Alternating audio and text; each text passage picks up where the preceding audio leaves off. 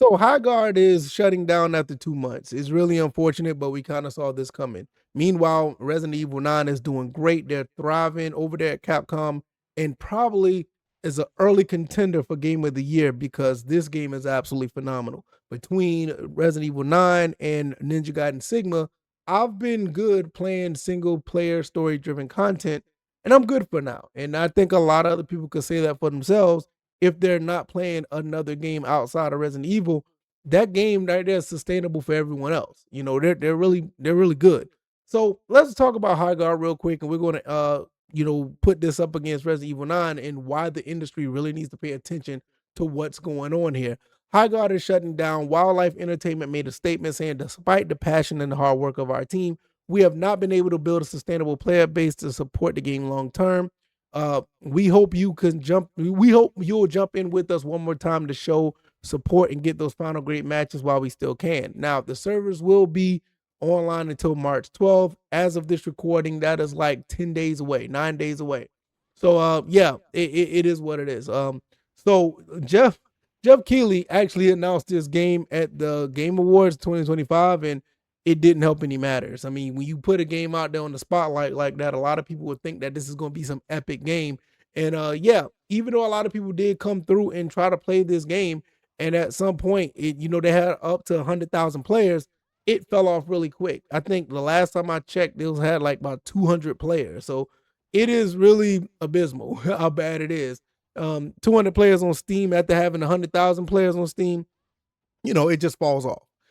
But when you look at other games like a Resident Evil 9, or you look at other single player games that are, that are out there, those single player games are thriving. And this should be a wake up call to the industry. They need to know that, hey, these are the games that we want. These are the games that we need to have. And if you want to make money, these are the games we want to see. And this game right here, it was already free to play. I don't think it made any money on the back end. And it's like I said, it's unfortunate that that's the case. But I mean, Resident Evil 9 is doing bonkers right now. I mean, it's amazing how well that game is being received because Resident Evil, for all intents and purposes, always been a good game. Don't get me wrong. It's a game that has a heavy weight as far as its namesake, but there's no denying that those games could fall off too. I mean, look at Resident Evil 6, so it's not just because of the name it's pushing. They know what they have to do to make these games great. When Resident Evil 6 came out and they flopped, they doubled back on Resident Evil 7 and they basically got all their fans back. Resident Evil 8 did the same thing, and then people start to realize, hey, that first person, mechanic is cool, but we like the over the shoulder. So what they did, they put that stuff back in the game. They're listening to their fans. They're not giving people what they think we want. They're giving things that people actually ask for. And this is the type of thing that really does well when it comes to the industry. It's not that hard. I don't know where this came from, where a lot of these companies, we putting stuff out there, making you think that you want certain things, or they put things out there that they try to force it on you, and they wonder why this stuff doesn't sell. Between that and them and other companies basically alienating their fan base, it's something that needs to be studied, in my opinion. This is like absolutely ridiculous. I don't get how you get it this wrong this many times. And I just don't know. I think there's another game that's out there now. I can't remember what it's like, 1348 or something. Like I saw the game, but that game it looked like it's destined to fail as well because you're just not listening to your fan base. I understand people want to be creative and do their own thing, but you have to try to find a way to do that and mix in what your audience want. Because if you don't do that, you're going to get games like Highguard. You know what I'm saying? You're going to get games like Dustborn. You're going to get games, like, Concord. You just can't have those type of things when you're trying to run a legit, business in video gaming. You just have to do better. It just is just one of the things that's really unfortunate. Now, I saw a lot of people stream this game. They started to see it and say some good things about it. But some people quickly backed off. They went back in when it was 5v5, and then it just wasn't sustainable. By then, the damage was already done.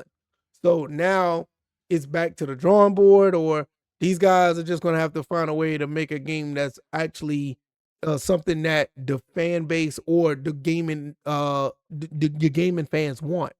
Like I said, you got games like Resident Evil 9. You got another game like Crimson Desert's about to come out. You got all these other single player games that are bread and butter for a lot of companies, and they kind of don't want to. I ain't gonna say kind of. They just don't want to go that route and make these type of games. I mean, Sony got the memo. Well, like the video I did not too long ago. Sony is going back and trying to, and by rumor, they're going to put a lot of their single player content back on their consoles because they realize those games are their bread and butter and make a lot of money for them. And to make them exclusive is even better because they can continue to make that revenue much more than putting it on PC and not getting the return on investment. So this is the thing. Like, and I didn't even talk about Neo 3. Neo 3 is another game, a very good game. People are loving that game. So when I start thinking about this stuff, like what Sony is doing, what Team Ninja's done with Neo 3, what even when you look at the other single player titles, these games are just like they're money making machines. A lot of people used to think that these live service games will give you that recurring, money, but times have changed. People are tired of those games. I mean, right now, Black Ops 7, Battlefield 6, I guess they're doing okay numbers, but they're not doing what they used to do. People want the single player stuff back. This is like I said, like when you look at Resident Evil, look at everything that's going on with Resident Evil 9. I mean, it's getting 10 out of 10s, 9.5, 9.7s. They're getting all these great, great review scores while, you got stuff like this going on with Highguard. Basically they're calling it like what Concord 3. And don't get me started on Marathon, which that probably is the Concord 3 because what Highguard is Concord 2. Like even with Marathon is like about to fall off the face of the earth, and that company is probably going to fall by the wayside. It's unfortunate because when you look at Bungie, it was a legendary, I think they made by Bungie. Anyway, yeah, they're a legendary studio of all the things they've done in the past. And look, they're about to fall by the wayside because of some neon AI looking, it's not even AI generated, but it's AI looking type of a shooter that doesn't appeal to anybody. And they already had controversy with what they were doing with the plagiarism accusations. So when you got games like that, you got games like Highguard, you got all these other games that's going on, it just doesn't bode well for the industry if they're going to continue to go this route. Sony already said at one point they wanted to make a bunch of live services, but at the same time, now they're trying to go and say, hey, we want our exclusives, our story-driven exclusives to be at home because those are money makers and that can help sell the console.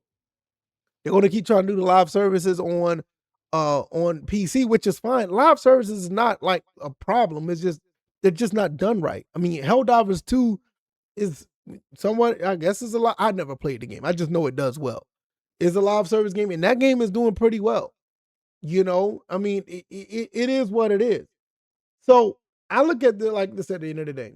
Your Resident Evils, your Neos. I'm playing Ninja Gaiden right now because I really want to try to beat this series because back in the day, this is one series that kicked my behind when I was younger. So I want to try to beat it. So I'm really focused on that. And the Resident Evils, I'm playing that when my wife is like just want to sit back and watch me play a game. So I've been playing that. And there's a few other single player games that I just want to get into and just kick back and relax after a hard day of work. All this stuff about trying to be the best online and be sweaty and try to do all this to be the top guy or the top girl in the games, it's just old now. And then on top of that, they want you to pay to be at a certain level or pay to get certain things in the game or in some cases just basically pay to win. I mean, we're tired of it. We're tired of it. And Highguard is one of those instances that is showing you that we're tired of it. And it is what it is. But at the end of the day, we're just going to see how it plays out, and it is what it is. Uh, that's all I can say. All right, y'all. I appreciate everybody who's been watching the channel, like, sharing, subscribing. You guys have been awesome, and I'll see you guys on the next one. All right, y'all. I'm out. Peace.